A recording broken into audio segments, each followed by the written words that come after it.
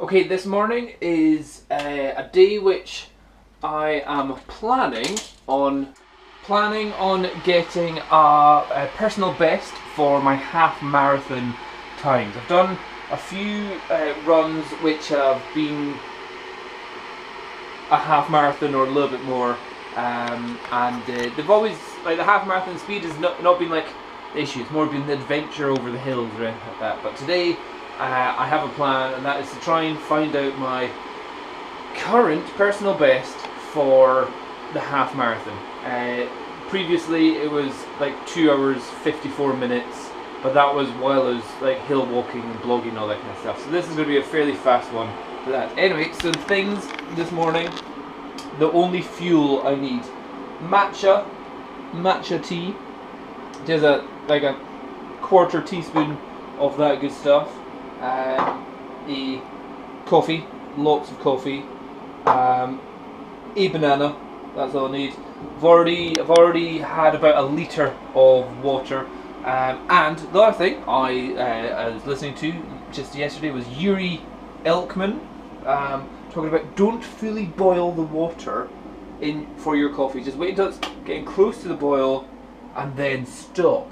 And he's saying that that's better for some reason. I kind of forgot what the reason was, but he's saying, yeah, don't fully boil the water. Like, a lot of people say, well, boil it and let it cool down. He's saying quite the opposite. He's saying don't even let it boil. Let it not boil or something like that. I don't know.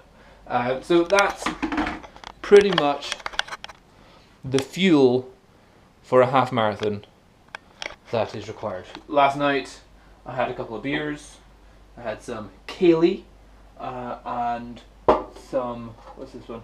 Recorder leg as well. That was good. So beers, great way to carb up beforehand. Yeah, don't need to do anything else. So just lots of water, coffee, green tea, banana, and then just looking outside and going, how cold is it and what is the wind direction? Because that's going to make it really annoying. That's the main thing. Oh, and additionally, I'm definitely going to smash myself some blueberries as well, just because they are yummy. Not because I think they give any performance enhancement or anything, but just blueberries definitely before I go. I think that's all I'm going to have.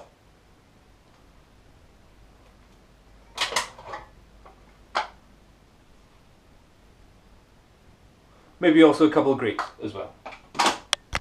The next thing, which pretty much everyone probably forgets about, is a bit of suntan cream.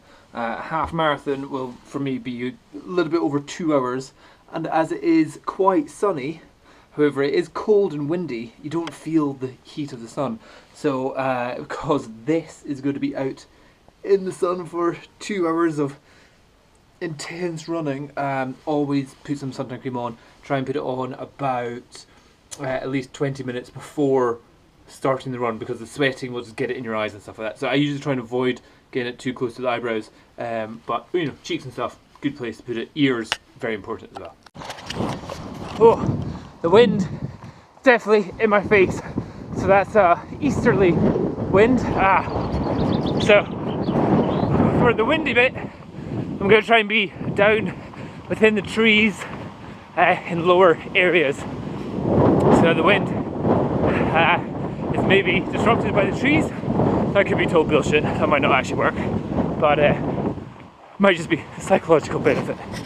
Again, with this route, like a lot of my routes, it's a first time, so I have no. I just quickly checked on mapmyrun.com, put in some areas, and came up to around about 21 kilometers.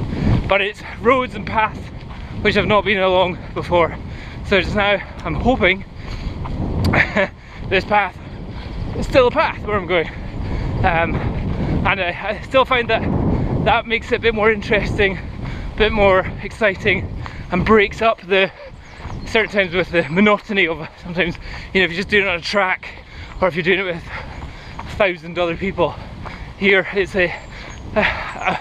almost effectively you could call it orienteering as well as jogging. So in this run, the first 5k should effectively be all uphill, and as I suspected, out of the wind, because I'm down following a river. The water of Leith is just down there, and I'm following it up to the point where it begins, which is just up here in a place called Balerno.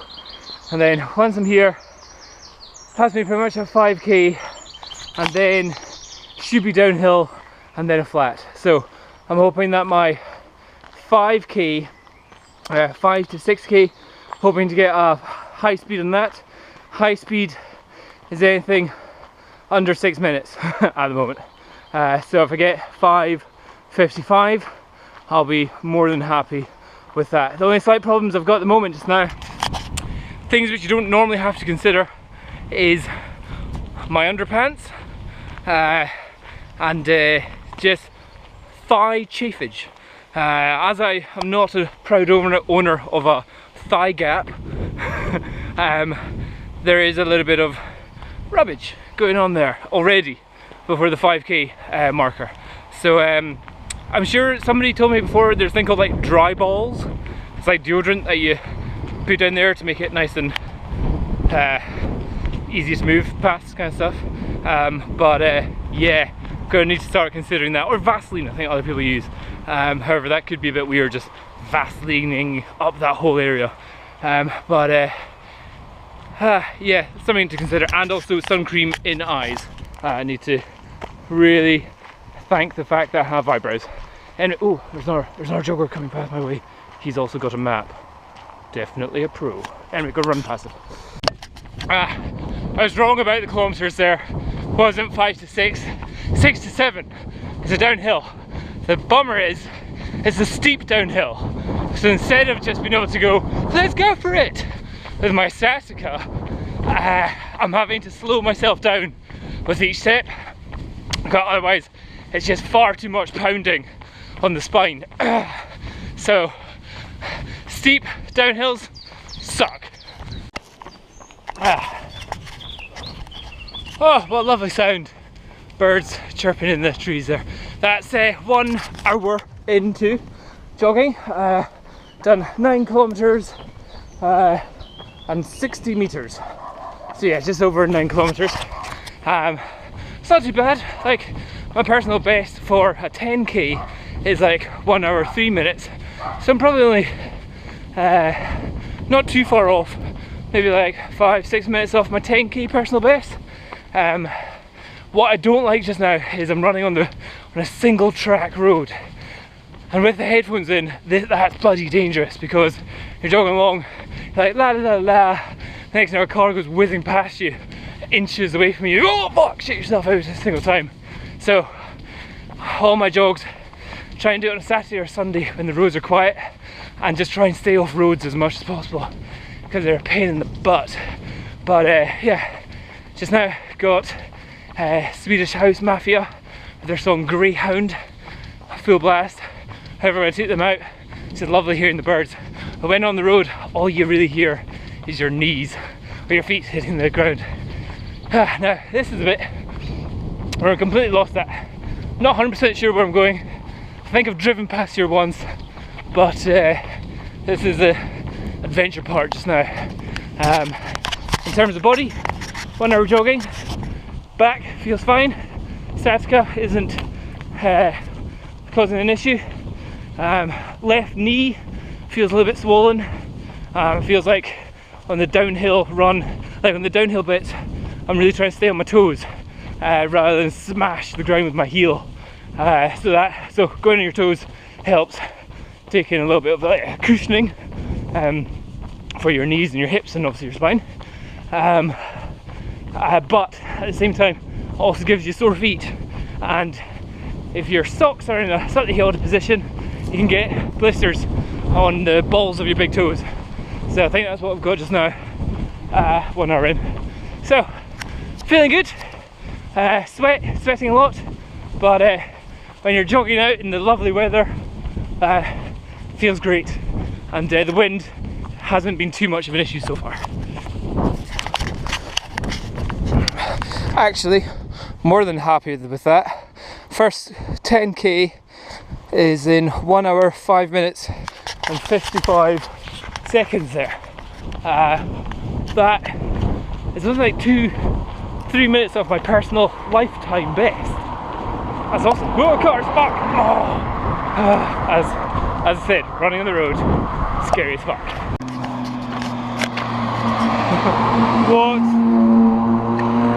What the hell have I just jogged past? Look at that! I'm on a road of death here. I'm guessing that's a... I have no idea. Cow bone? Looks bigger than what a sheep would have. That's massive. I don't see any cows around here, but that's kind of weird.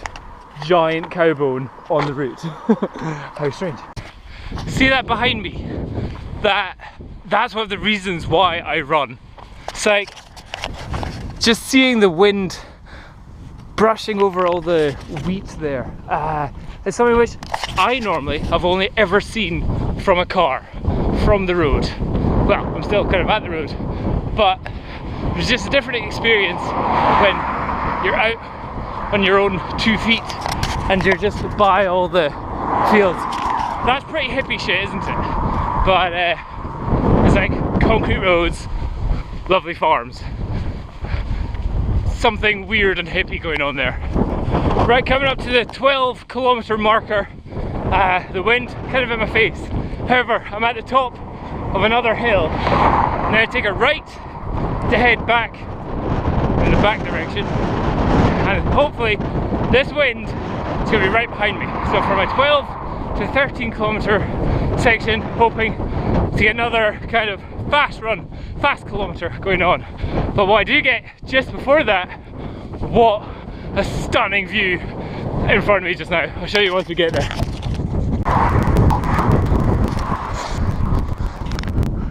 Look at that.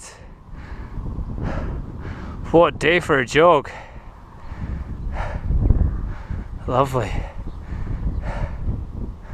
And now back into Edinburgh. Past Ratho Golf Club, I think. Very nice over there. Always think golf is a great way to ruin a nice walk. Ooh, and we're about to get hit by balls. We're in the wrong place. What a stunning day. The sun out, golfers out, well mowed lawn. Lovely.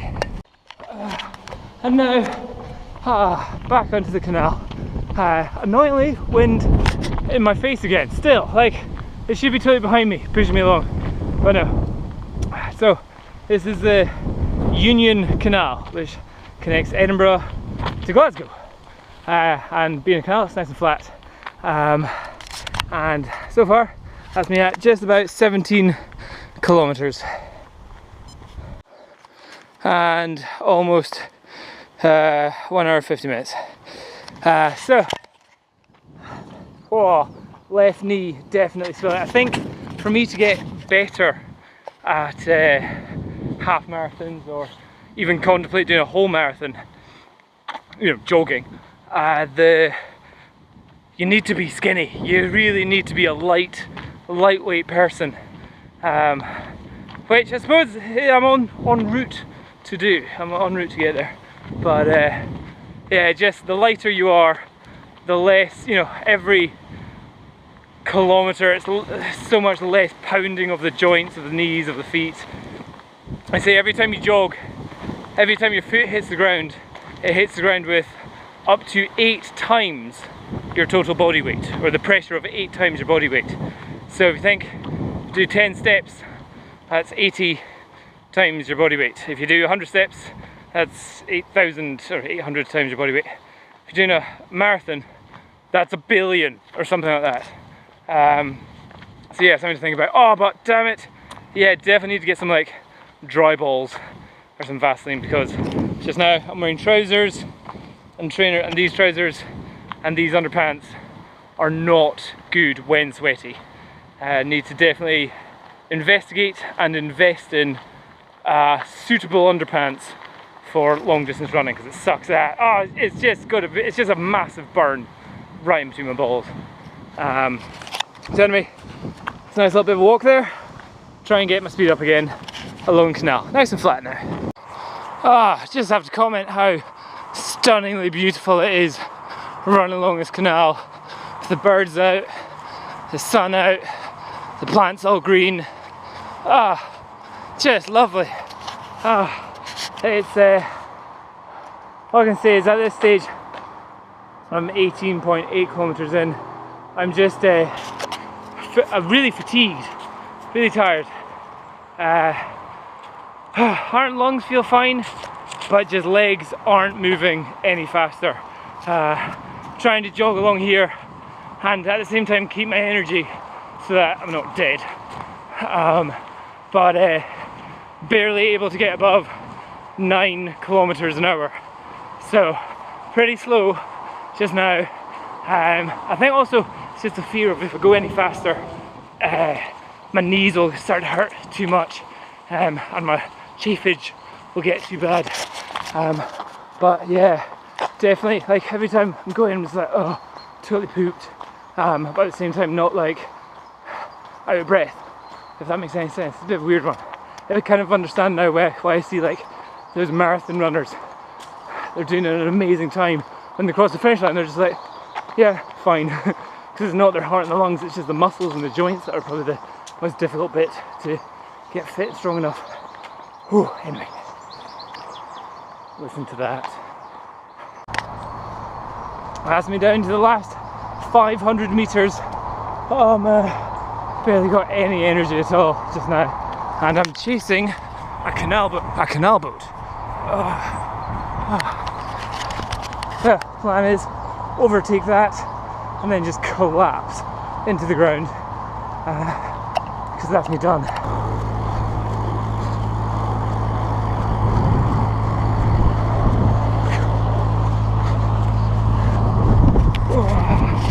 Oh, every bit of wind behind is a massive help.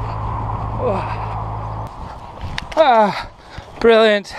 That's half a marathon in 22.2145. So I'll call it 2222. Let's call it 2 hours 22 minutes for a half marathon. That was painful, that was knackering. Possibly should have had a bit more than just that banana, some blueberries and some grapes, and maybe not the beer last night. All those things might have helped. However, what I would say is the flat bit of the run, that was the dullest and most difficult one to motivate myself on. So I think definitely flat runs are just dull. It also really kills the knee if your road is just a concrete road. Off-road paths, hills, far more enjoyable, far more pleasurable. But that's definitely a personal best by a good bit.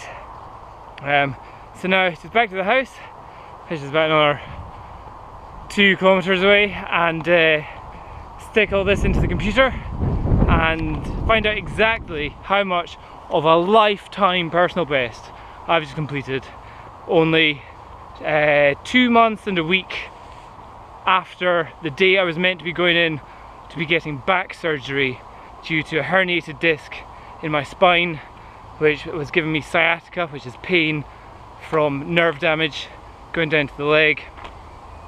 And you know, that made me bedbound for a while.